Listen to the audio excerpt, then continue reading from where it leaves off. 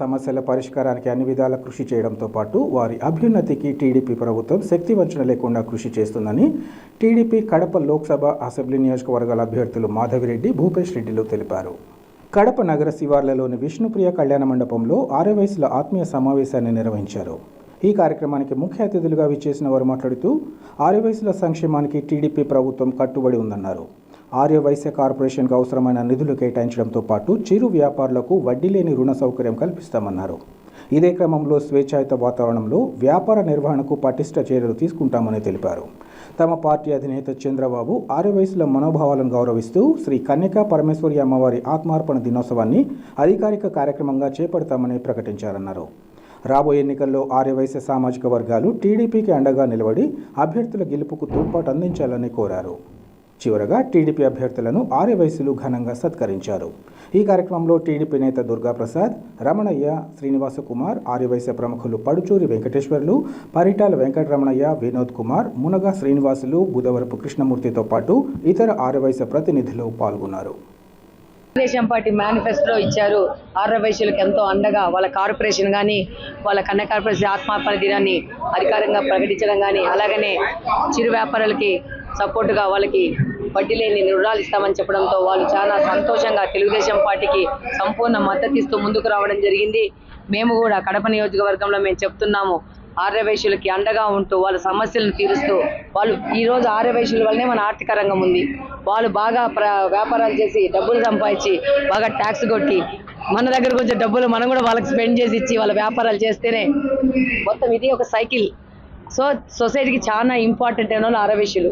So వాళ్ళ అభివృద్ధికి, వాళ్ళ సంక్షేమానికి, వాళ్ళ మనసులో ఉన్న కోరికలకు అనుగుణంగా రేపు తెలుగుదేశం పార్టీలో కడప నియోజకవర్గంలో గెలిచి పనిచేస్తానని వాళ్ళకు కూడా వాగ్దానం చేయడం జరిగింది. వాళ్ళు కూడా కడప నగర అభివృద్ధికి వాళ్ళకు సంబంధించిన తోడ్పాటు కూడా మాకు అందిస్తారని చెప్పి మాకు సంపూర్ణ విశ్వాసం ఉంది. జై తెలుగుదేశం. ఈరోజు కడప నగరంలో ఆర్యవైశ్యుల ఆత్మీయ సమావేశం ఏర్పాటు చేయడం జరిగింది. ఈ ఆత్మీయ సమావేశానికి కడప పార్లమెంట్ అభ్యర్థిగా నన్ను కూడా పిలవడం, వాళ్ళతో పరిచయ కార్యక్రమం కూడా చేసుకోవడం జరిగింది. వాళ్ళల్లో ఉన్న అపోహలు, వాళ్ళల్లో ఉన్న అభద్రతా భావం, వాళ్ళకు భవిష్యత్తులో తెలుగుదేశం పార్టీ చంద్రబాబు నాయుడు గారు ముఖ్యమంత్రి అయితే ఏ విధంగా సపోర్ట్ చేయాలా, ఏ విధంగా అండదండలుగా ఉండాలా, వాళ్ళ వ్యాపారాలు చేసుకునేటప్పుడు వాళ్ళకు వచ్చే ఇబ్బందుల్ని మేము ఖచ్చితంగా వాళ్ళకు అండదండలు ఉంటామని కూడా మేము భరోసా ఇవ్వడం కూడా జరిగింది. ఈరోజు ఆంధ్రప్రదేశ్లో ప్రతి ఒక్క వర్గాన్ని పూర్తిగా నిర్వీర్యం చేసిన ప్రభుత్వం జగన్మోహన్ రెడ్డి ప్రభుత్వం. ఖచ్చితంగా మళ్ళీ రీకన్స్ట్రక్ట్ చేయాలంటే చాలా ఆలోచన చేసి ఒక గాడిలో పెట్టాలంటే పాలనను అది కేవలం చంద్రబాబు నాయుడు గారికే సాధ్యం.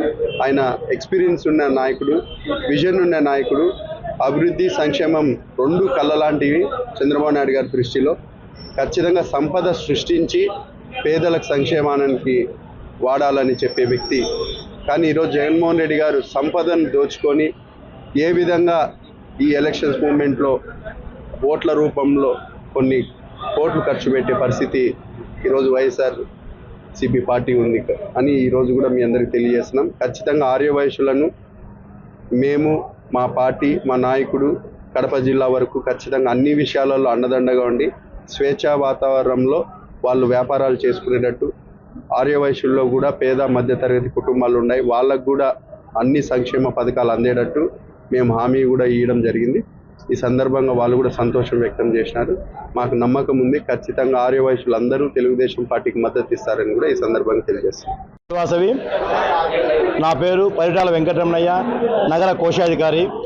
నేను తెలుగుదేశం పార్టీ తరఫున ఈరోజు ఆర్యవైశ్య ఇవ్వగలమని అందరినీ పోగు చేసి ఈ ప్రోగ్రామ్ని చాలా భారీగా సక్సెస్ చేశాము.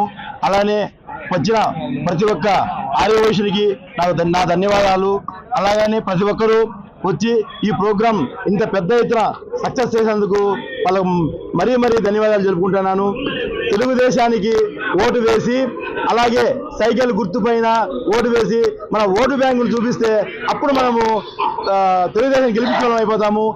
మనం ఈరోజు ఇంట్లో లేకుండా ప్రతి ఒక్కరూ ఆ రోజు ఓట్లు ఉదయం 7 గంటల నుంచి స్టార్ట్ చేసి 10 లోపల ప్రతి ఒక్కరు ముసలి వాళ్ళు అయితేనేమి, వయసు వాళ్ళు అయితేనేమి ఓటేసి అట్లే మన ఫ్రెండ్స్కు మన బంధువులకు తెలియజేసి ప్రతి ఒక్కరు తెలుగుదేశం పైన తెలుగుదేశం 2 ఓట్లు అట్లా భూపేశ్ రెడ్డి గారికి అట్లా మాధవ్ గారికి ఓటు వేయించి అత్యధిక మెజార్టీలో గెలిపించవలసిగా కోరుచున్నాను.